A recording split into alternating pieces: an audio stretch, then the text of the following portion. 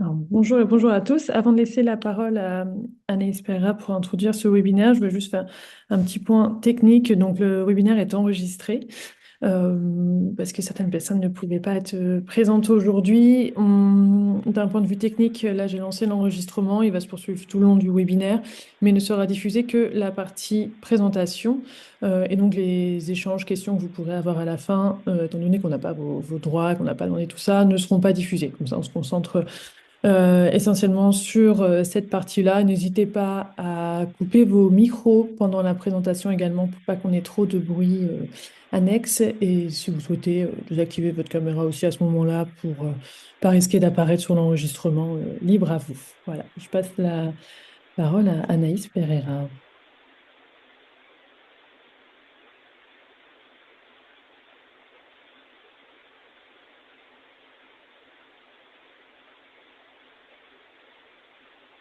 Est-ce que vous m'entendez? Super. Alors, je sais pas pourquoi il y a un bruit blanc. Il y a peut-être quelqu'un qui n'a pas coupé son micro. Du coup, j'espère que ça va aller pour suivre le déroulé. Alors, Ségolène, c'est un tout petit peu technique car j'ai demandé un partage sur l'autre. Je me suis mis sur mon téléphone et pour vous présenter le site de la DREAC. Donc, merci à tous de vous être inscrits à ce temps d'information 50 degrés nord qui porte, je vous le rappelle, sur penser l'exposition en milieu scolaire, choix de la problématique jusqu'à son accrochage. Merci à Clotilde Boitel d'avoir accepté cette invitation. On en est très honorés. C'est vraiment très chouette de pouvoir avoir l'œil aguerri d'un commissaire d'exposition. Alors, je vais juste tenter de vous partager mon écran pour vous montrer le site de la DRAIAC. Donc, je vous fais juste un tout petit point. Hop, tac, c'est pas ici, ça ne va pas du tout. Tchouk, tchouk, tchouk, tchouk, tchouk. Hop, je vous fais juste un tout petit point sur la DRAIAC. Donc, nous sommes une délégation, donc la délégation régionale académique pour l'éducation artistique et culturelle. Donc moi, je suis Anaïs Pereira, je suis en charge des arts visuels et de la photographie et de l'architecture, en charge de la coordination des projets au sein des établissements scolaires. Tous les enseignants peuvent me solliciter justement pour essayer de tirer, par exemple, des financements, trouver des artistes pour intervention en milieu scolaire. Je coordonne aussi le dispositif EROA. D'ailleurs, je me permets de rappeler à tout le monde ici présent que le dispositif, enfin, l'appel à projet EROA va ouvrir, la campagne va ouvrir du 7 février 8 heures au 11 mai 23h59. Donc, ça vous permet aussi de pouvoir présaisir les dossiers avant le stage EROA qui aura lieu donc en distanciel le 8 avril de 14 à 17h, 18h. On se met une fenêtre d'une heure pour les nouveaux qui auraient besoin d'un regard plus approfondi sur les dossiers. Donc voilà, donc on a créé un partenariat avec 50 degrés Nord pour vous proposer ces temps d'information qui, je vous le rappelle, ne sont pas des formations au même titre que le PAF, mais qui sont bien des temps d'information où nous construisons un programme autour des problématiques qu'on a relevées conjointement entre structures culturelles et enseignants. Bah, là, pour le coup, beaucoup d'enseignants d'art plastique, mais pas que. Et puis, on essaye de vous mettre tous en relation aussi pour que bien, vous puissiez construire vos projets en faisant grandir votre carnet d'adresses et avec plus de sérénité par rapport aux structures qui sont proches de votre territoire, de votre établissement scolaire, mais également par rapport aux contacts artistiques que peut aussi générer 50 degrés Nord. Voilà, merci de m'avoir écouté. Je vous montre juste, donc là, je vous avais présenté le site de la DRAIAC, hein. Il suffit de taper. Alors là, je suis sur mauvais site, c'est super. Je me suis mis sur le site des 0A. Donc, il suffit de taper DRAIAC Lille dans Google et vous tombez sur le site de la DRAIAC. Juste petite, on voit bien hein, ce que je partage, Non, Ségolène. justement, Anaïs, là, on voit ta boîte mail, le haut de ta boîte mail. On voit pas du tout l'écran. Je ne sais pas pourquoi. D'accord, ça va pas du. Ah oui, j'ai fait des bêtises. Ok, je change. Voilà, là, c'est bon. On va voir. DRAIAC. Et donc, Donc, quand vous tapez Drayac Lille dans Google, ah oui, c'est ça, je suis sortie de la zone de partage, je comprends. Là, c'est bon? Oui, là c'est bon, on voit tout. Ouais. Eh bien, vous tombez donc sur euh, le site de la Drayac. Alors, évidemment, je suis sur Bing, rien ne va, c'est impossible. D'habitude, tout va bien. Et là, évidemment, en visio, ça me met sur Bing. Donc, Drayac Lille, excusez-moi. Voilà. On tombe, ça y est, sur le site de la Drayac où vous retrouvez donc une carte avec des ressources. Euh, Ces ressources, elles sont intéressantes parce que vous pouvez trouver structures partenaires qui ont donc, la plupart du temps, ce sont des structures avec un missionné, éducation nationale, un enseignant missionné, mais pas que, hein, mais enfin, sur cette carte, il y a beaucoup de structures comme ça, où vous retrouvez finalement, bien, par exemple, toute la documentation, tous les dossiers pédagogiques qui ont été produits tous les ans. Et puis vous retrouvez aussi, par exemple, c'est le cas du FRAC, bah, vous voyez les demandes de prêts, par exemple la notice des prêts 2026-2027. Vous retrouvez comment on fait pour demander un prêt en EAO ou en ROA. Ça, on en parlera lors d'un prochain webinaire, je pense, parce que c'est pas le sujet pour l'instant, mais ça, c'est par exemple un dispositif qui vous permet d'emprunter des œuvres. Donc là, il y a les demandes de prêts. Enfin, vous voyez, vous retrouvez toute la proposition en termes pédagogiques sur cette carte, donc qui peut être un précieux outil. Et puis, vous retrouvez également, donc si vous avez la carte, hop, euh, mais normalement, il y a le missionné.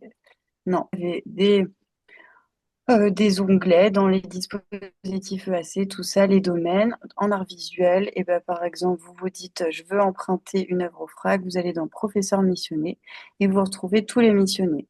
Isabelle Wetzel au LAM, Mélissa Godby au Frénois, donc ce sont des structures prêteuses, hein. Emmanuel Laval au MOBA. Ça vous permet de retrouver tous les contacts des enseignants qui peuvent bah, vous mettre en relation aussi avec la structure pour effectuer des prêts d'œuvres ou monter des projets.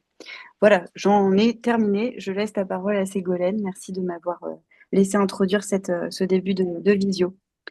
Merci beaucoup. Je t'en prie, j'arrête donc ton partage d'écran. Je vais juste très rapidement présenter 50 degrés Nord, 3 degrés Est. Donc, on est sous forme associative. On est basé dans la région Hauts-de-France et la partie francophone de la Belgique. Et notre but est de fédérer les professionnels des arts visuels. Donc, ce qu'on entend par là, c'est de faire en sorte que les personnes qui travaillent dans le champ des arts visuels, aussi bien artistes que salariés de structures ou que des structures elles-mêmes, type musée, là, Anaïs présentait le FRAC, par exemple. Bah, le FRAC est parmi nos membres, le Frénois aussi, le LAM, le MUBA, pour ce qu'on vient de voir, et de les amener à travailler ensemble et à réfléchir ensemble au secteur. Et ce partenariat avec la DRAIAC, ça fait de nombreuses années qu'on l'a. Et on a décidé, là, depuis 2 ans, de l'orienter vraiment sur l'accompagnement des enseignants qui souhaitent développer des projets, quel que soit, en fait, ce- enfin, votre avancement dans ces projets. Et donc, on a mis en place cette année 3 séries de webinaires, dont le premier consiste à penser l'exposition. Et donc, c'est à ce titre qu'on a invité Clotilde Boitette, qui est membre de 50 degrés Nord, 3 degrés Est, et qui est commissaire d'exposition actuellement. Et je passe tout de suite la parole à Clotilde. Je vais laisser un petit temps pour qu'elle introduise avant de repartager son PowerPoint, histoire que ce soit quand même un peu vivant et que vous puissiez la voir. Donc Clotilde, je te passe la parole et n'oubliez pas qu'il y a un temps d'échange à la fin où vous pourrez aussi nous reposer des questions et on va vous donner les contacts. Et n'hésitez surtout pas voilà, à me contacter, que ce soit par mail ou par téléphone, si vous avez la moindre question. Clotilde, je te laisse la parole. Bonjour à toutes, bonjour à tous. Merci beaucoup. Alors, pour vous tracer un petit peu mon cheminement, moi, je suis diplômée des Beaux-Arts de Lille, donc au siècle dernier. Cette école n'existe plus. Autrement, j'ai été la directrice de l'atelier 2 à Villeneuve-d'Ascq, que certains d'entre vous connaissent. Euh, j'ai aussi travaillé à l'atelier des enfants au centre Georges Pompidou, où j'ai eu l'occasion de travailler avec des collèges, avec beaucoup d'écoles dans ce cadre-là, ou à l'extérieur, ou invité à l'atelier des enfants au centre Pompidou. Et ensuite, j'ai dirigé pendant 17 ans l'école d'art du Beauvaisis, où j'ai mis en place des résidences d'artistes annuelles et des expositions aussi annuelles, 3 par an. Et depuis 2018, je suis en freelance comme commissaire d'exposition, aussi bien dans des petits lieux que des grands lieux. Alors pour vous citer, le Château d'Eau à Bourges, où j'ai conçu une exposition pour 32 artistes, l'abbaye Saint-Martin à Laon, la Maison des Arts et Loisirs à Laon, et dans le Nord, j'ai travaillé avec 2 associations, le Bureau d'art et de recherche à Roubaix et la plus petite galerie du monde, ou presque, à Roubaix, qui a donné lieu à quelques œuvres de cette exposition exposée à la piscine. Bon, voilà en gros qui je suis. Et en fait, j'ai le même statut que les artistes au niveau social, fiscal, puisqu'on dit artiste, auteur d'exposition. Donc, je dirais au total, j'ai dû travailler avec environ, sur toute ma carrière, entre guillemets, 200 artistes. Voilà un peu pour me présenter, pour que vous sachiez qui je suis. Je suis donc depuis 25 ans en Picardie Sud, dans l'Oise, à Beauvais, et j'ai donc maintenant beaucoup plus d'exemples sur la Picardie que sur le Nord-Pas-de-Calais. Voilà, on va peut-être commencer le webinaire.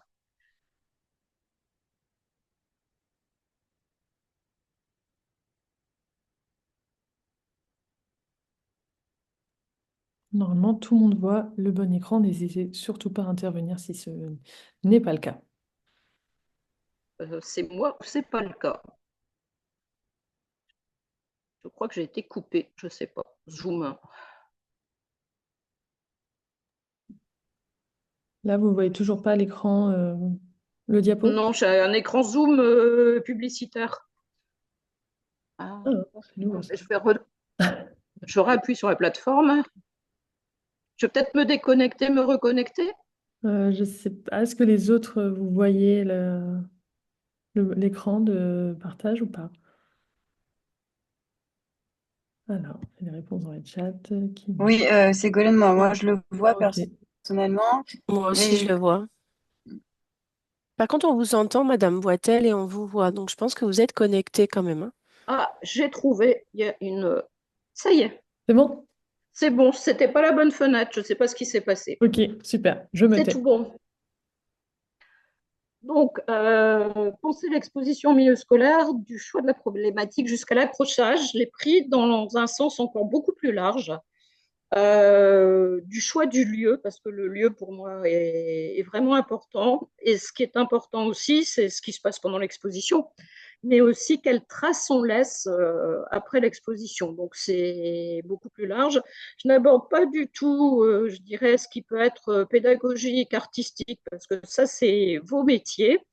C'est plus un point technique, pragmatique, plutôt un mémo, comme je peux m'en servir moi aussi, je dirais.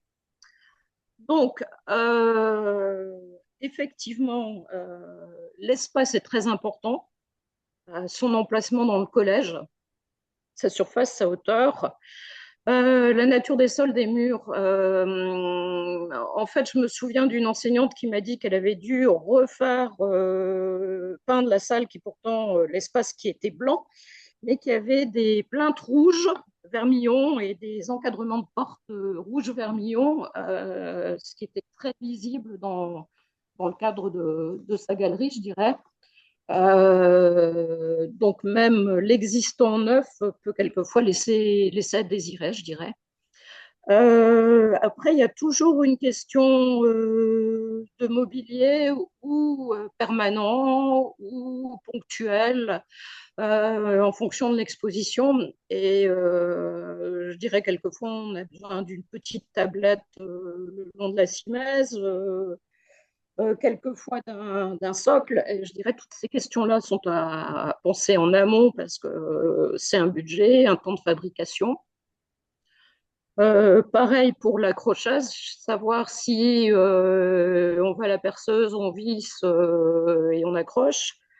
On retire les vis, on rebouche et on réaccroche. Quand est-ce qu'on repeint après l'espace? Quel espace on a au sol pour les installations? Et ce qui est le plus important pour moi, parce que comme c'est dans un collège, je pense que dans une galerie, on doit se sentir complètement ailleurs et réellement dans une galerie. Et je pense que le plus important, c'est l'éclairage. Et vraiment un éclairage spécifique, un éclairage galerie, qui puisse être orientable, qui puisse être mobile, qui puisse être démontable, et aussi à intensité variable, dans le sens où certaines œuvres ont besoin de pénombre, d'autres d'un éclairage vif, et c'est vraiment important d'y penser dès le départ. Peut-être que certains d'entre vous ont déjà des galeries et que c'est plus très utile, mais je pense que c'était important de vous parler de l'espace. On va peut-être passer à la suivante. Voilà. Alors là, c'est un exemple. C'est une galerie qui est à Noyon, dans un collège. Et en fait, cette galerie n'existait pas au départ. Le collège a bénéficié d'une rénovation complète. Et en bénéficiant d'une rénovation complète, la professeure d'art plastique, qui s'appelle Frédéric Pharos, a passé énormément de temps à participer à toutes les réunions pour essayer d'avoir un espace pour une galerie. Et en fait, ce qu'elle a obtenu comme espace, c'était, et c'est toujours, la réserve qui devait être consacrée à la salle d'art plastique. Donc cet espace est mitoyen à sa salle d'art plastique. Et elle a une surface de réserve, c'est-à-dire qu'elle fait 10 mètres de long, donc la longueur de la classe, avec une porte qui donne dans le couloir à l'extrémité, et 2,50 m de large, soit 25 mètres carrés. Elle ne voulait pas avoir de fenêtre, que l'espace soit clos, mais je dirais pour des raisons de façade, les architectes ont quand même mis des fenêtres, et elle a fait réaliser ce que vous pouvez voir sur la première photo, parce qu'en fait, derrière la structure métallique, c'est les fenêtres qui sont bouchées par des panneaux de bois. On dit que sur la deuxième photo, vous avez les fenêtres non bouchées. Alors, ce qu'on peut voir aussi, je pense que c'est celle-ci, celle en haut à droite. Sur la droite de la sculpture, vous avez la porte de communication avec la salle de classe. Donc, on voit qu'il y a à la fois des socles, de l'accrochage vissé, des installations, et puis aussi des accrochages sur des petites barres de bois, sur des petites tablettes. Voilà pour l'exemple que j'ai souhaité vous montrer. On peut peut-être passer à la suite. Alors la suite, c'est de savoir en fait qui fait quoi. Qui fait quoi dans le collège, qui fait quoi pour cette galerie, donc qui organise la scénographie de l'exposition, c'est-à-dire où on met telle œuvre, comment on la dispose, le passage qu'on laisse, bon, après qui installe bien sûr, qui remet en état, quand, est-ce que c'est une fois par an pendant l'été, quand il s'agit de prêts d'œuvres ou directement de l'artiste ou d'une artothèque ou autre chose qui transporte les œuvres. Et puis ce qui est très important, c'est l'assurance. Donc l'assurance clou à clou, ce qui veut dire que l'assurance couvre aussi le transport. C'est-à-dire couvre le transport de l'atelier de l'artiste à la galerie dans le collège, et couvre aussi le temps d'entreposage des œuvres avant qu'elles soient installées, l'installation, le montage, la durée de l'exposition, le démontage, euh, le fait de garder les œuvres après l'exposition, et puis le retour. Donc, ce n'est pas toujours évident de trouver des assurances qui assurent clou à clou. Et ce qui est primordial aussi, c'est le contrat avec le prêteur, que ce soit un artiste ou la structure prêteuse. Donc, il y a toujours des contrats à faire entre le collège et puis le prêteur. Bon, voilà ce que je peux dire sur les questions à se poser en amont. Alors, autrement, pour le projet, vous avez des appuis en interne avec tous les documents que vous avez réalisés en interne, le projet éducatif du collège, les programmes, votre projet pédagogique, Et puis surtout, je dirais, vous êtes le moteur de cette galerie. Et donc, ce qui est le plus important, c'est vos centres d'intérêt. Qu'est-ce qui vous intéresse de dire à travers les expositions, mais aussi les souhaits des collégiens. Qu'est-ce qui pourrait les intéresser et qu'est-ce qui les met en éveil et accélère leur curiosité, je dirais. Autrement, moi, je suis assez contextuelle. Je tiens toujours compte du contexte, c'est-à-dire du lieu où se passe l'exposition. Je trouve que c'est vraiment important qu'une exposition qui est prévue pour un lieu n'est pas forcément prévue pour un lieu à 100 km de là. Et donc, le contexte local a énormément d'importance. Où vous êtes sur un territoire rural ou anciennement industriel, on peut parler de territoire des mines, par exemple, une bourgade moyenne, une agglomération, une grande ville, un quartier prioritaire, point de suspension. Et je pense aussi qu'au niveau des structures, suivant le lieu où vous êtes, vous n'avez pas le même accès aux structures qui peuvent vous prêter des œuvres, mais certaines structures se déplacent et peuvent aussi vous fournir les œuvres, même si vous en êtes éloigné. Et donc, j'ai vite fait les partenaires que j'imagine potentiels. Vous en avez certainement d'autres. Je vois pas le bas, Clémentine. Mais alors, dans les partenaires potentiels, les artothèques, bien sûr. Donc, j'en connais deux, l'inventaire qui est à LM et puis la galerie départementale de l'Aisne. Alors, ce qui est intéressant, c'est que maintenant, on est dans une grande région, les Hauts-de-France, et il n'y a plus entre guillemets, il n'y a plus de frontière entre le Nord-Pas-de-Calais et la Picardie. Et vous pouvez très bien, en étant dans le sud du département du Nord, emprunter à l'artothèque, je pense, de l'Aisne, dont vous êtes plus proche que celle de l'Inventaire, puisque l'artothèque de l'Aisne se trouve à Tergnier. Et si on pense par exemple le Cateau-Cambrésis, ça fait une 60aine de kilomètres. C'est aussi intéressant de voir par rapport à des distances.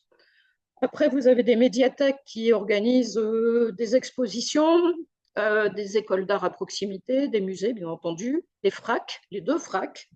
Vous avez le FRAC Grand Large à Dunkerque et le FRAC anciennement Picardie qui est à Amiens.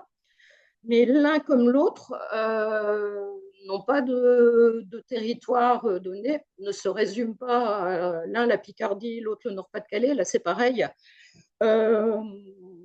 Le FRAC qui est à Amiens vient de faire une exposition à la ville de la Cavrois à Roubaix. Cet été a participé à l'île 3000. Au niveau du FRAC Dunkerque, c'est pareil, il va y avoir un lien avec une galerie à Compiègne.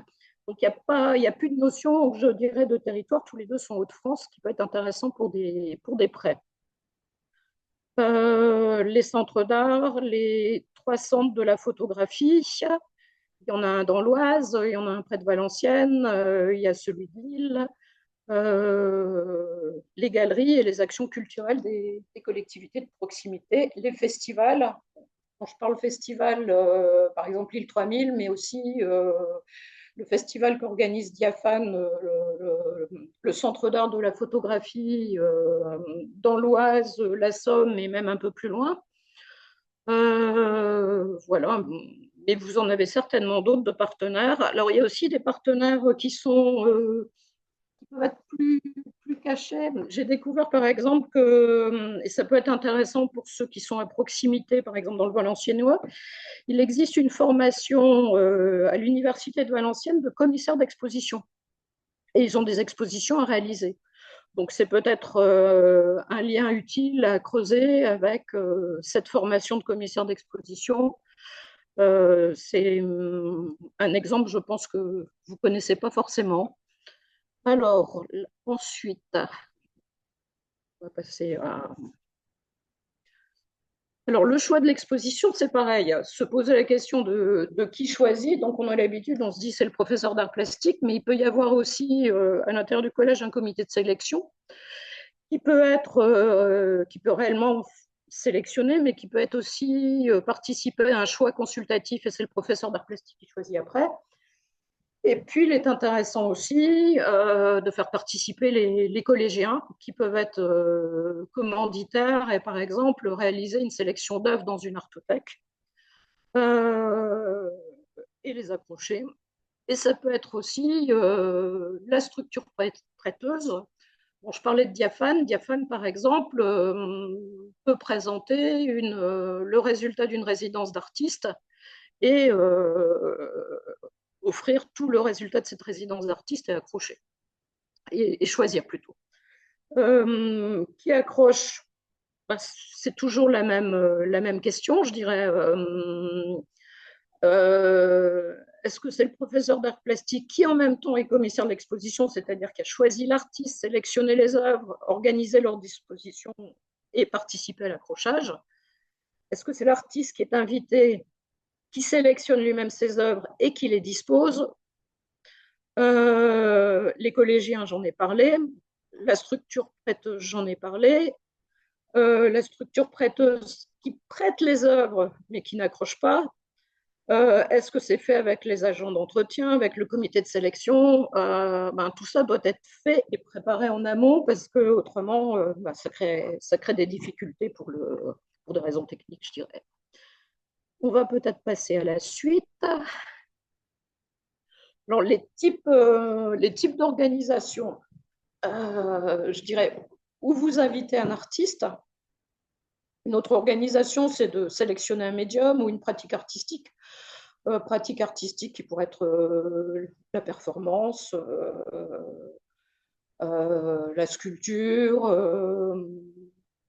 la céramique, la photographie qui est un médium.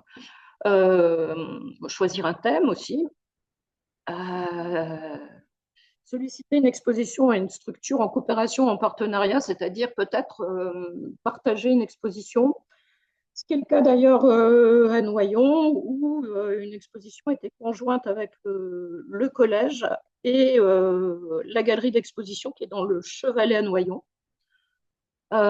C'est une possibilité, c'est intéressant d'avoir une exposition en collaboration, en coopération avec d'autres lieux, ce qui réduit aussi les coûts, ce qui est plus au développement durable, mais qui demande aussi plus d'investissement personnel. Alors, le prêt d'œuvre auprès d'un FRAC, auprès d'une galerie, auprès d'une artothèque. Est-ce qu'une résidence d'artiste est possible? Est-ce que ça peut s'organiser? Est-ce que l'artiste peut faire son atelier dans la galerie? Collaborer avec un commissaire indépendant, et je venais de vous parler de la formation de commissaire à Valenciennes. Prévoir une performance. Donc, il y a diverses ouvertures qui sont possibles. Après les types d'organisation, je dirais la difficulté, et là Anaïs vient d'en parler, c'est que pour les 0A, c'est dès maintenant que vous allez, début février, lancer un projet. Vous avez d'après ce que j'ai compris, jusqu'au mois de mai pour le remettre. Et puis, ça va correspondre, je pense, à l'année scolaire. Donc, effectivement, il faut toujours complètement penser très en amont à ce que l'on désire, à ce que l'on va faire. Et c'est généralement donc le printemps de l'année N-1 pour toutes les subventions. L'exposition est-elle conjointe avec une structure culturelle extérieure, une exposition en 2 lieux? Je venais un peu d'en parler. Médiathèque de proximité, salle municipale, galerie. Est-ce que vous pouvez envisager qu'une exposition tourne entre plusieurs galeries de collège? Et après, qui peut être invité au vernissage? Est-ce qu'il y a un vernissage ou non? Est-ce que c'est uniquement le public interne du collège ou les familles où les personnalités locales, le maire, l'adjoint, le ou la responsable de la culture, de l'enseignement, les acteurs culturels, la DREEC, la presse, la DRAC, le vice-président à l'éducation du conseil départemental, la direction de l'éducation du conseil départemental, et puis les prêteurs potentiels, les artistes aussi. Comment se passe votre vernissage? Y a-t-il un pot? Est-ce que c'est en lien avec l'intendant et le service restauration? Comment ça se passe? Qui propose voilà, pour le déroulement. Après,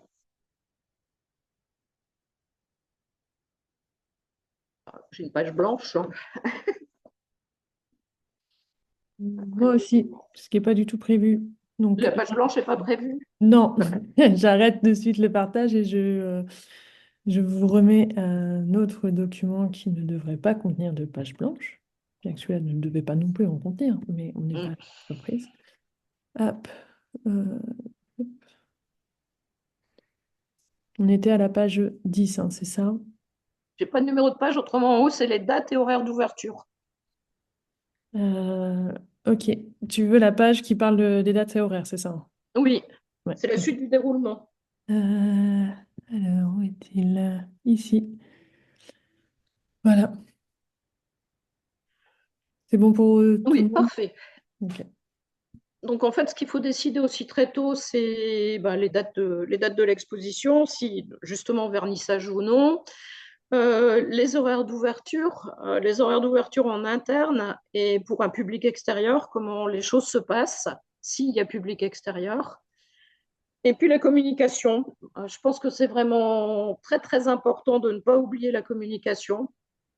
D'abord en interne, c'est-à-dire pour toutes les personnes qui œuvrent dans le collège, qui suivent des études, qui travaillent, voilà. Est-ce qu'il faut prévoir un carton d'invitation, un mailing, à communiquer à la presse, créer un site web pour la galerie, un Facebook pour la galerie ou le Facebook du collège, un Instagram,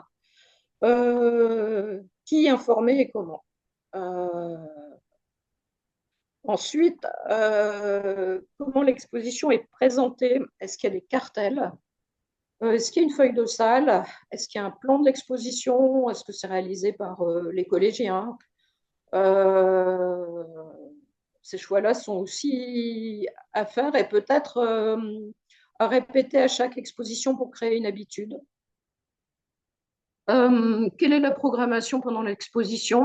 Rencontre avec l'artiste pendant les cours ou en dehors des cours? Comment s'organisent des visites guidées de cette exposition? Est-ce que c'est les collégiens qui font la médiation? Comment ça se passe? Est-ce que vous organisez un workshop avec l'artiste, une démonstration? Est-ce qu'il y a une sortie extérieure thématique qui est reliée à cette exposition? Et y a-t-il un événement pour la clôture de l'exposition? Et la même chose qu'au début, qui assure le démontage, qui assure le transport retour, avec les dates et quand. Alors là, c'est un exemple qui est encore tiré de la Picardie, je dirais. C'est le collège Jean Mermoz à Laon. Miguel Nunes, qui est professeur d'art plastique. Et là, le mardi 27 janvier, ils ont reçu une exposition du FRAC anciennement Picardie, sur la thématique de l'art du corps. Et en fait, l'exposition a été choisie, enfin les œuvres ont été choisies par les collégiens. Ce qui me semble aussi très intéressant, c'est que l'œuvre qui est présentée là, c'est une œuvre d'Anne-Marie Schneider. Et Anne-Marie Schneider est une artiste justement de l'Aisne, donc par rapport au collège, c'est une artiste de proximité quelque part. Donc ça montre aussi aux collégiens que les artistes ne sont pas forcément parisiens ou d'autres régions et que c'est une artiste qui est très connue tout en étant dans l'Aisne. Donc voilà, alors ce carton d'invitation, en fait, je ne l'ai pas reçu, je ne l'ai pas vu en tant que tel. En fait, là, je l'ai pris sur le Facebook du collège. Donc, ils communiquent par le Facebook du collège et sans doute par d'autres biais que j'ai pas vu là. Et Miguel Nunes collabore aussi beaucoup avec la Maison des Arts et Loisirs de Laon, où l'artiste qui expose dans ce grand lieu propose souvent des œuvres en accompagnement dans la galerie de ce collège. Alors, ce que je remarque aussi à travers les professeurs qui ont une galerie que j'ai interrogée, et je ne sais pas si chez vous c'est pareil, mais ce collège Jean Mermoz, c'est un collège qui est neuf, et donc la galerie a été conçue dès le départ. Le collège, la galerie qui est à Chauny, c'est pareil, ça a été conçu dans un collège neuf, donc dès le départ. Et comme je disais, celui de Noyon, c'est suite à une réhabilitation que ça a été possible. Donc, quelquefois, dans un lieu existant, c'est plus difficile de trouver une place parce que tout est occupé. Et je remarque qu'il y a effectivement plus de facilité dans un lieu neuf. Peut-être pas dans le Nord-Pas-de-Calais, enfin, vous le direz. Voilà, on va passer à la suite. Donc la suite, c'est les traces de l'exposition qui sont vraiment très importantes pour la pérennité de votre lieu, pour aussi continuer à communiquer sur la galerie. Donc c'est pendant l'exposition qui réalise des prises de vue, c'est de garder effectivement ces photos. Est-ce qu'il y a un film souvenir qui peut servir de souvenir, de trace? Est-ce qu'il y a un enregistrement d'un entretien avec l'artiste, un enregistrement des témoignages des collégiens, le bilan, qui est important, de garder la feuille de salle, le texte de présentation, et puis une trace de l'alimentation des réseaux sociaux et du site. Voilà. Après, je me suis interrogée sur les clés de la réussite et je me suis dit que ça me semble important que votre galerie, la galerie du collège, ait un nom différent de celui du collège, dans le sens où c'est un lieu spécifique, organisé différemment et comme je disais, avec un éclairage spécifique, une organisation spécifique. Pour moi, c'est un lieu professionnel. C'est pas une galerie d'amateurs, c'est une galerie professionnelle. Et en ce sens-là, je trouve important d'avoir un nom. Donc, je peux dire qu'à Noyon, le lieu s'appelle La Réserve. Euh, bon, c'est tout à fait une idée personnelle, vous pouvez penser tout à fait autrement. Je pense aussi que c'est très important d'avoir une ouverture étendue à la population, aux parents et aux visiteurs, d'une manière ou d'une autre. Que les partenariats multiples et réguliers assoient aussi l'existence de cette galerie. Et de créer aussi un lien peut-être avec le lycée de proximité et peut-être les écoles de proximité, les CM2. Parce que généralement, je me souviens que le CM2 viennent visiter le collège avant d'entrer en sixième. Et c'est peut-être un lien aussi à consolider. Bon, après, c'est peut-être plus difficile, mais le budget à consolider dans le temps, essayer de conserver le même. Je vois que pour la galerie de Noyon, elle avait un budget assez important il y a 6-7 ans et le budget a été divisé, aujourd'hui a été divisé par 5. Donc, on ne peut pas travailler de la même manière avec un budget qui a été réduit au fur et à mesure. Donc, je dirais une énorme difficulté pour inviter un seul artiste par an. Donc, c'est plutôt un travail avec des artothèques et des prêts d'œuvres. Je pense aussi qu'il ne faut pas d'interruption et qu'il y ait une régularité des expositions. pense qu'elles peuvent chacune durer dans le temps, mais qu'il n'y ait pas de creux, qu'il n'y ait pas de trou, sauf pendant les vacances scolaires, bien entendu. Euh, je reparle du travail en équipe au sein du collège et j'indique que, par exemple, vous prenez votre retraite, vous changez d'établissement, qui va vous remplacer? Si vous avez travaillé seul, c'est beaucoup plus difficile de trouver quelqu'un qui prenne le relais. Et le nouveau professeur d'art plastique nommé n'aura peut-être pas envie de s'occuper d'une galerie parce que c'est un énorme investissement, vous le savez. Donc au plus c'est soutenu par tout le monde, par toute l'équipe, le principal, les collègues, pardon, plus le projet sera durable. C'est important aussi pour se protéger de censure, de critiques, de remarques. Euh, voilà, et moi je pense qu'il faut aussi que tout le personnel du collège soit acteur à un titre ou à un autre au niveau des expositions. Peut-être la documentation en ce qui concerne la communication. Enfin, c'est vous qui savez comment ça se passe chez vous, voilà.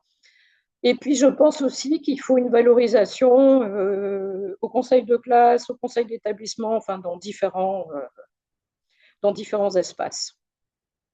Alors, en dessous, je vous ai mis, en Picardie, c'est vraiment l'exemple du collège, c'est la page précédente. Je vais quand même cliquer dessus, parce que quand vous aurez le PowerPoint, ces slides, vous pourrez cliquer là-dessus. J'essaie de cliquer, j'y arrive pas, bien sûr, puisque je ne suis pas active. Je vais laisser Je vais le Ségolène faire. trier. Je Merci cherche le Ségolène. document dans les autres fenêtres et je vous le partage de suite.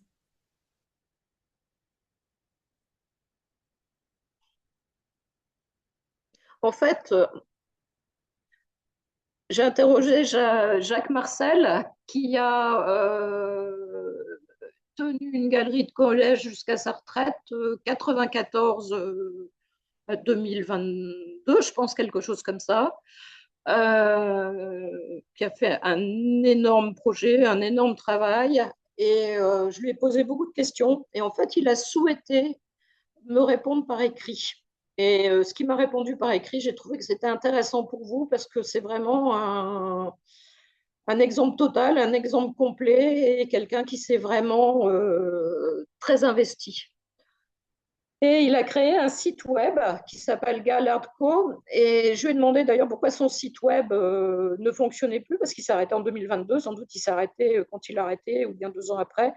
Et il m'a expliqué, et donc ça aussi, il faut faire attention, qu'il payait lui-même pour la mise à jour du site, 80 € par an, et que donc là, il a arrêté, et qu'il n'y a plus de mise à jour. Donc là, il montre par exemple 20 ans, c'était les 20 ans de la galerie, 20 années. Et il a fait appel à beaucoup d'artistes. Il a aussi célébré l'année 2000 en demandant à énormément d'artistes d'envoyer, je ne sais plus si c'est un A3 ou un A4, mais c'est mis dans ce document. Et il a reçu 1600 petites œuvres, je ne vais pas dire du monde entier, mais je crois que ça a touché 27 pays. Ces œuvres, maintenant, le collège les a données, les a léguées à l'Artothèque de l'Aisne. Mais ça montre un peu son investissement et euh, les projets assez extraordinaires qu'il a pu monter. Donc, vous pourrez voir vous pourrez voir ce document qui est lié à mon dossier. Voilà, merci. C'est même intéressant. Le site existe toujours, mais il est arrêté. Gallardco. Bon, on va revenir à.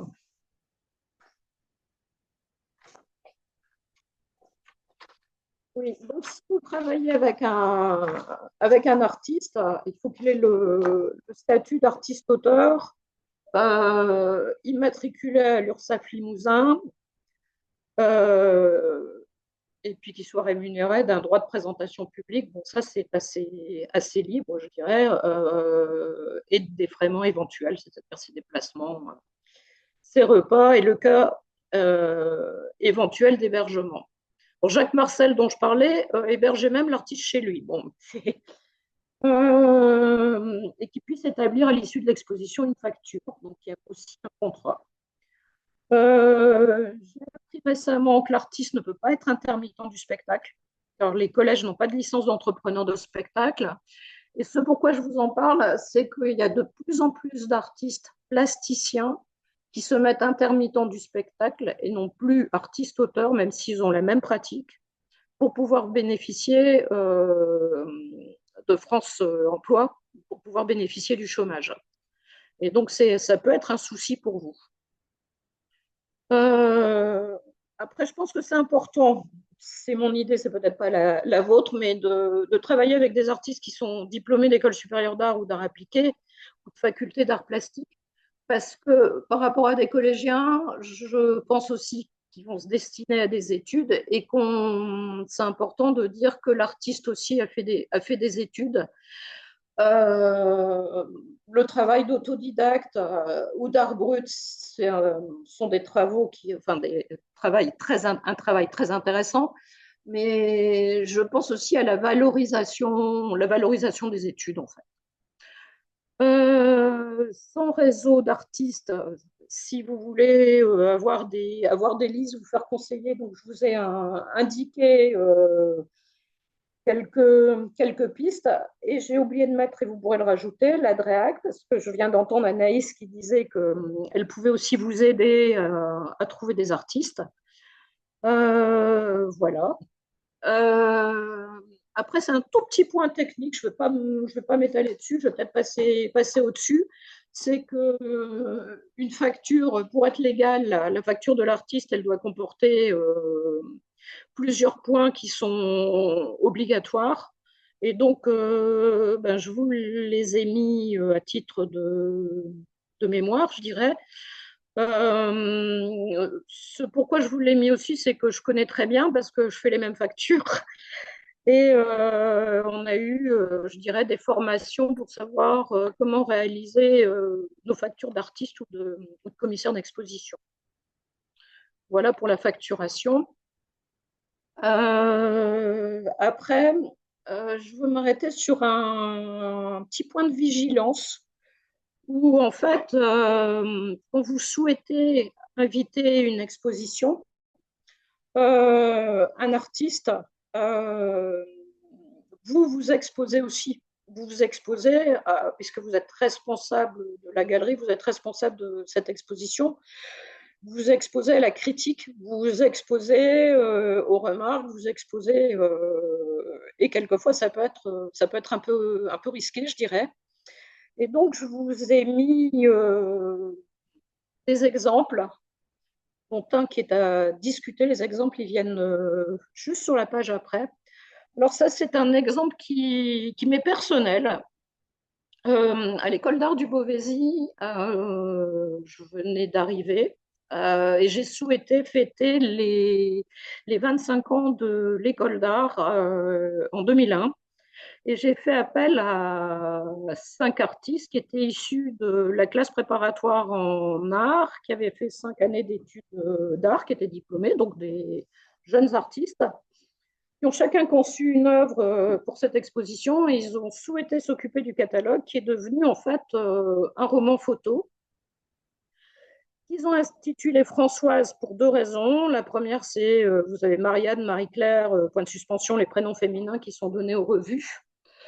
Et la deuxième raison, c'est qu'ils ont fait donc leur classe préparatoire dans l'Oise et ils se sont égayés dans toute la France. Donc ça donnait le jeu de mots Françoise et ils ont conçu ce catalogue revu comme un roman photo. Et dans une page centrale, ce que vous avez sur la droite, un des artistes a conçu une page, la couverture d'un livre NRF avec un titre « Je vous défoncerai tous ». Et comment je dirais, sous l'éditeur Bande de bâtards. Et en fait, moi, j'ai envoyé ces catalogues aux élus de ma ville. Et 3 jours après, j'ai reçu un appel de ma direction disant que la ville refusait la distribution du catalogue pour cette histoire-là.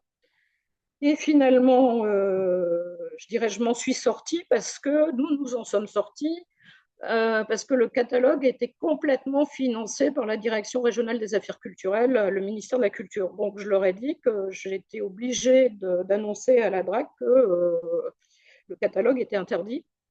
Et à partir de ce moment-là, la ville m'a autorisé à le diffuser. Et je dirais donc finalement,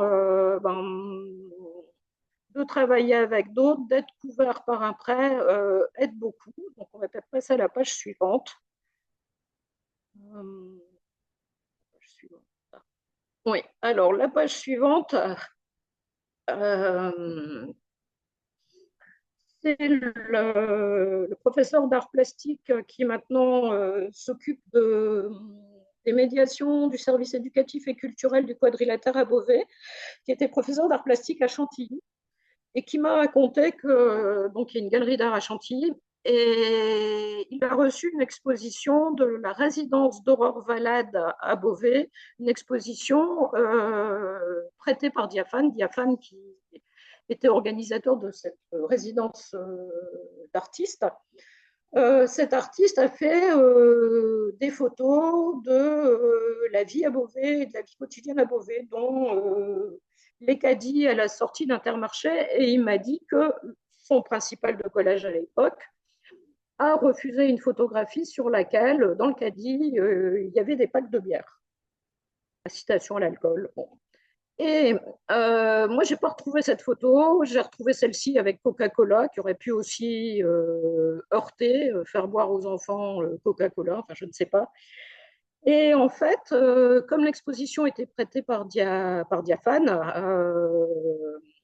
Diaphane a dit au principal que s'il refusait cette photographie, c'était toute l'exposition qui était retirée, puisque c'était un ensemble. Et finalement, l'exposition a pu être accrochée, a été acceptée. Je vous présente aussi une autre photo d'Aurore Valade. Oh bon, on va passer à la suivante alors. La photo à droite d'Aurore Valade, c'est tout un ensemble de photographies qui montrent des artistes, des chanteurs, des musiciens, des directeurs de musées dans leur intérieur.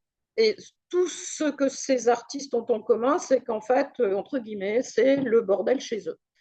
Donc on imagine, je dirais, cette exposition de photos tirées du Mexique, des gens chez eux. On peut se demander quelle serait la réaction des parents des collégiens, donc ça peut être très intéressant, face à ces artistes complètement envahis par leurs préoccupations dans leurs espaces. La suivante. La suivante, là, c'est une question que je me pose, que vous vous posez peut-être pas. J'ai peut-être tort de me poser cette question.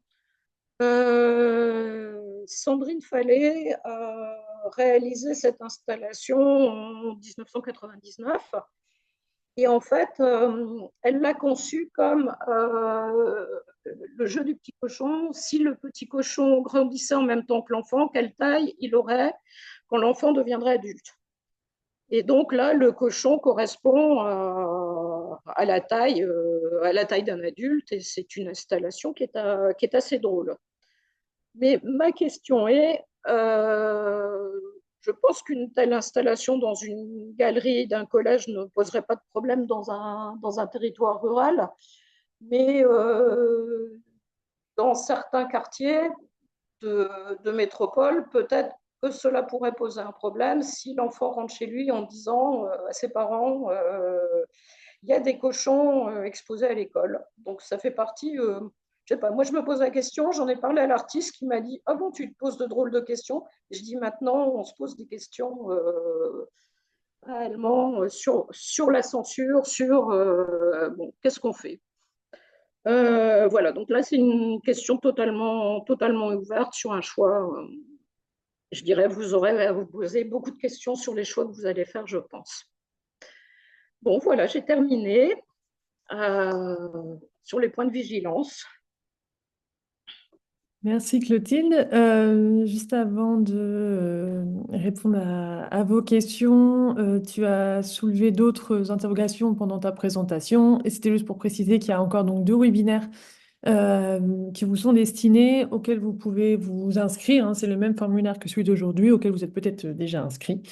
Le prochain sera le 11 mars sur comment monter une intervention artistique, repères administratifs et organisationnels. Donc là, vous aurez notamment plus d'infos sur la manière de facturer les choses. Donc on va revenir sur ces points-là, notamment sur les documents à fournir, pour tout ce qui est assurance aussi. On va revenir sur la notion des droits d'auteur, droits de diffusion, voilà, un petit peu tous ces enjeux-là. Donc là, là c'est volontaire aussi que ça a été survolé hein, par Clotilde et qu'on ne soit pas rentré dans les détails. Et un troisième webinaire sur la pluralité des financements. Parce qu'il est compliqué hein, de financer une exposition, que tout a un coût. Vous verrez aussi pendant ce webinaire qu'il y a des choses qui peuvent se faire dans un premier temps, à petite échelle, le temps que déjà vous testiez un petit peu si c'est quelque chose qui vous correspond, qui vous convient, qui prend dans votre établissement, et ensuite faire voilà, grossir le projet et aller chercher d'autres financements. Donc on verra ça à ce moment-là. Et ces webinaires seront, comme celui-ci, enregistrés et vous seront de toute façon automatiquement diffusés. Là, à la fin du webinaire, là, je vais donc prendre le temps de faire le petit montage vidéo, vérifier tous les fichiers, vous renvoyer les bons. Mais tout le monde, toutes les personnes inscrites à un de ces 3 webinaires vont recevoir cet enregistrement-là et je procéderai de la sorte pour les autres. Donc, même si vous n'y êtes pas, vous pourrez avoir un enregistrement aussi. Voilà, et vous trouverez aussi à la fin de ce PowerPoint qui vous sera diffusé les coordonnées donc d'Anaïs, de Clotilde et de moi-même, voilà, où j'ai remis rapidement à qui vous pouvez poser quelques questions. Mais en tout cas, si vous avez un doute, n'hésitez pas à nous contacter et nous, on se renvoie aussi les questions entre nous